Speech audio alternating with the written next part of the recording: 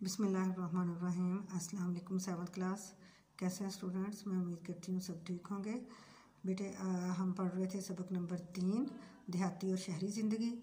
आज हम उसकी एक्सरसाइज करेंगे। सवाल जवाब हम कर चुके हैं। आगे हम उसकी खाली जगह की तरफ आएंगे।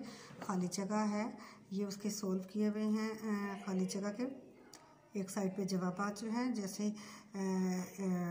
लफ्ज़ दिया गया है मेहमान, इसका हमने मुतज़ाद लिखना है। खाली जगह ऐसे जो इन लफ्ज़ों को अंडरलाइन किया है, जिन लफ्ज़ों को, उनके आपने आगे जो खाली जगह दी है वहाँ पे उसका मुतज़ाद लिखना है, उसकी मदद से पूरा करना है। ठीक है, जैसे अब ये है पहला, मेहमान ने डैश का शुक्रिया अदा किया। किसका? मेहमान का उल्ट क्या है? मेज़बान का। मैं फारिग हूँ जबकि मेरी डैश बहन डैश है, क्या है? मसरूफ़ है। वो रात को जल्दी नहीं सोया था, इसलिए वो सुबह जल्दी का उल्ट क्या है? देर से उठा। अगला है देहाती। देहाती को अंडरलाइन किया है और इसका हमने उल्ट लिखना है। देहाती और डैश शहरी ज़िंदगी में फ़र्क है। अगला है ताज़ा रोटी खाओ। ताज़ा का उल्ट है बासी रोटी खाने से पेट में दर्द हो सकता है। अगला है अमीरों। अमीरों का उल्ट होगा अमीरों को गरीबों का ख्याल रखना चाहिए।